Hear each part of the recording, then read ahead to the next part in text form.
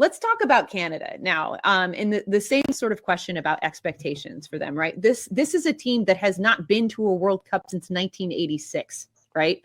Are the expectations, when you look at the group that they are in, Group F, do they have to emerge from the group for this to be successful? Is just getting there, success enough for them? What do you guys think, DeMarcus? Go ahead. Doyle. Go ahead. Whoever. They're playing with house money. With house money. So the only expectation I have for this Canada team is to play loose and without fear and let the chips fall where they may. Put on a show, because just being there is, and I know that the players won't think this way, but honestly, just being there is good enough for Canada, given the way they played, given where they came from, and given what their future is with this great young group. So just like, all I'm asking for Canada is to go out there and play loose and open and without fear. And if they do that, they'll put on a show. And that alone might be enough to get them out of the group. Mm-hmm. When you were talking about like the changing the perception of the American team, I think Canada has the biggest opportunity to change the perception of their country from a footballing perspective. Like, to be for their first World Cup in 35 years, like, I agree. The expectations are probably not for them to get out of this group. I think they can.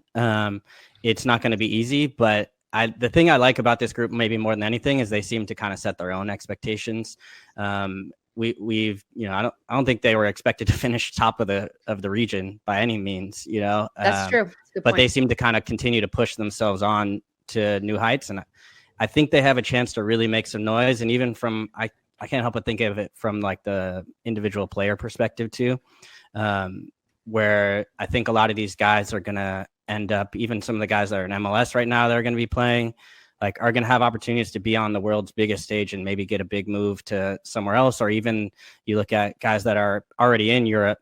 I think they're going to be able to be there. And like, you could see Jonathan David, Kyle Larin, some of these guys get even bigger moves to even bigger clubs after a World Cup like this. So I'm excited for them. Yeah. I mean, so when you look at these matchups for Canada, in order for them to advance out of the group, what is their path to do that? When you look at these games, where do they have to get the results? What's realistic for them? What do you think, Doyle? Figure out a way to get a point from those first two games. And then who's their first match? Belgium.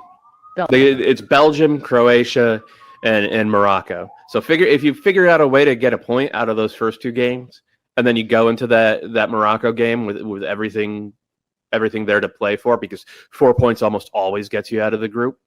I think that would be the most plausible path. But that said, this is a World Cup. We've seen teams fall on their faces before. In 2014, Costa Rica was drawn into the same group as England, Italy, and Uruguay. Costa Rica won the group. This Canadian team is better than that Costa Rican team. They have more talent than that Costa Rican team. Like, maybe just get a point against Belgium and Croatia. I guarantee you that John Herdman and those Canadian players are not thinking about it like that. Though from where I sit, that is certainly the most plausible path for them to advance. Okay. DeMarcus, what are your thoughts on Canada's expectations and the likeliness that they can emerge? Yeah, I mean, I look at it and I look at that first game, and, you look at Belgium and you think, will they take them lightly? Obviously they don't know. 2002 vibes. Yeah, right? I always, I look back to, some of those matches that I was a part of, and it's one thing you look at Canada and you say, okay, yeah, they're an easy draw. They haven't been to the World Cup, as Kaylin said, in 35 years. They do have Alphonso Davies. That's one player. So I think they can get something out of that first match. I really do. If Belgium don't take it as seriously as they should, they could get a point. They could really ruffle some feathers in that first match. So it is a tough group for Canada. I think that I'm really excited to see Buchanan play in the World Cup. Him on the wing. You guys are saying, their counterattack is ruthless at times with their speed. So I'm really excited to see him get a chance to play at the highest level in a World Cup. So, but yeah, I think, they'll surprise some people, but, I don't think they will have enough to get out of this group, in my opinion. Okay. Bees, from those World Cups, like, how important is that first game? Because we brought up Portugal. I remember Clint's like early goal against Ghana.